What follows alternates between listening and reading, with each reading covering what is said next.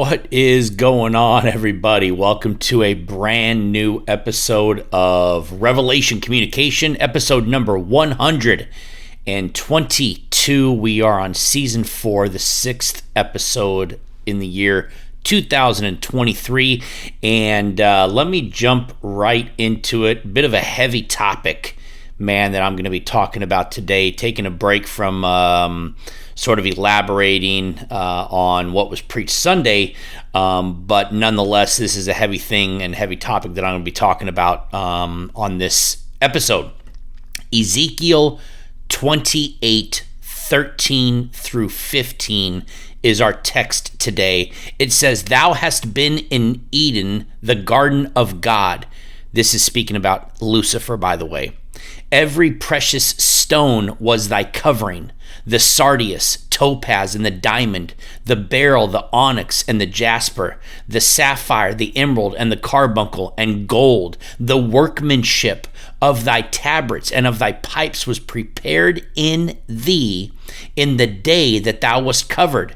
Thou art the anointed cherub that covereth, and I have set thee so. Thou wast upon the holy mountain of God. Thou hast walked up and down in the midst of the stones of fire. Thou wast perfect in thy ways from the day that thou wast created, till iniquity was found in thee." Unless you've been living under a rock, you've most likely seen or at least heard about the satanic ritual that took place, otherwise known as the Grammys, this past Sunday night.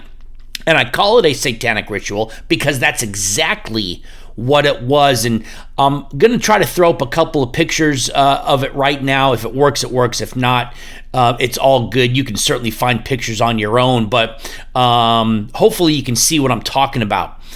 During Sunday night's ritual, one performance in particular was all the buzz on Monday morning throughout, all the talk shows and social media. And listen, you either supported it, you loved it, or you absolutely despised it and hated it.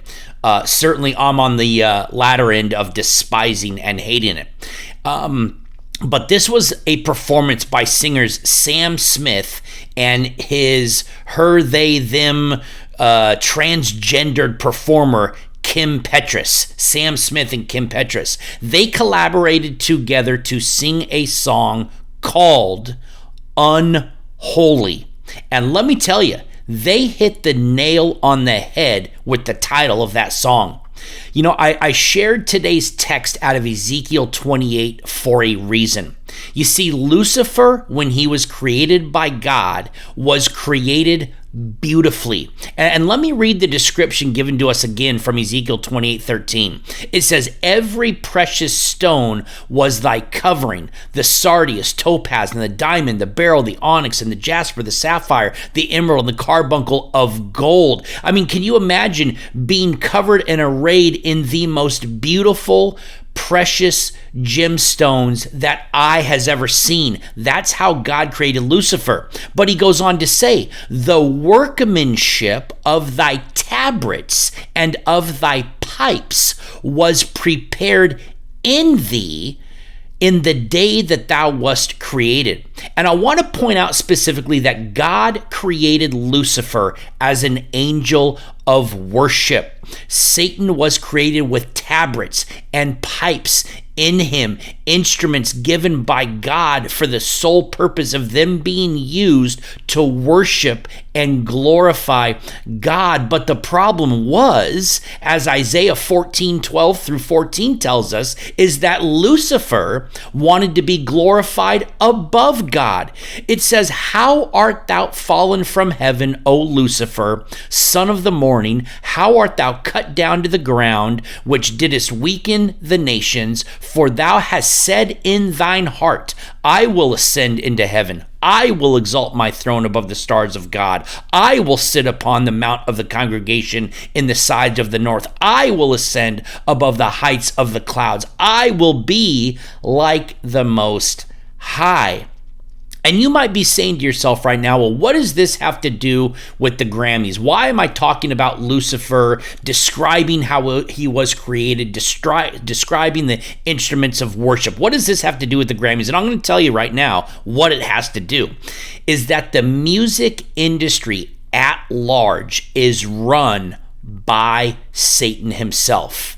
Should you feel the need to dive down rabbit holes, and believe me, I've been down them, you'll find that many, if not most, of today's top performers that you hear all over the radio have signed a deal with the devil. From rappers to rockers to country music artists to bluegrass to pop and funk and everything in between, if you want your record to be number one, if you want your song to be played continuously on the radio, if you want to have millions of followers on social media in the music industry, you must sell your soul to the devil. You must surrender your life to Satan. Why? Because the devil owns the music business. Again, he was created for worship. And it makes perfect sense that he does own the business, considering, again, that God created him with musical instruments to praise and to worship God. But since he was cast out of heaven and could not elevate himself above God to receive the worship that was only meant for God, he uses the music industry to receive the worship that he pridefully and desperately wants. And so you get a performance like you got on Sunday night. Sam Smith and Petra have sold their soul to the devil. And part of that deal was that they would openly worship him, and so they did. In fact, and check this out, I hope this slide works, CBS, who aired the Grammys on Sunday night, even tweeted out right before Sam Smith's performance that they too were ready to worship. And what was it that they too wanted to worship? Folks, Satan. If you don't believe in the battle between good and evil, let what happened on Sunday night be the thing that changes your mind.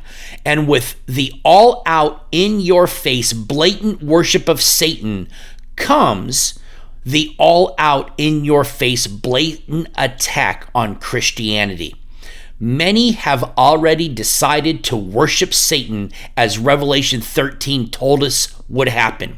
The blasphemy against God and the war against his saints is taking place today, and it's only going to get worse. And it's time, Christian, as Paul exhorted Timothy, to endure hardness as a good soldier in Jesus Christ. And he said soldier for a reason, because Paul knew, and we must know, that it's war. It's spiritual warfare. And we must put on the armor of God and stand against such wickedness and such evil and such vileness that is coming our way and attacking us on every front. With that being said, I digress. Man, just a couple of reminders. Wednesday night Bible studies take place at 7 p.m. right here at Revelation Church. So, man, get prepared for that. We're going to be starting a new study on next Wednesday that I'm excited to get to. I'll share more about that soon. Also, don't forget, Sunday morning worship service takes place at 10 a.m. right here at Revelation Church. Men's retreat, men's gathering, men's get together, March 3rd into March 4th. Contact me directly if you are interested. And listen, you can find all the links to our podcast, social media pages, sermons, Bible studies, and all the like by heading on over to our website, www.revchurchcv.com. And finally, if you do not know Jesus Christ as your personal Lord and Savior, if you have not heard the gospel of Jesus Christ presented to you and you want to receive more information, or if I can just pray for you, head back on over to our website, again, www.revchurchcv.com. Scroll all the way down to the bottom. You'll find my contact information there, or you can just leave me a message. Thank you so much for tuning in. I'm Solomon Stewart with Revelation Communication.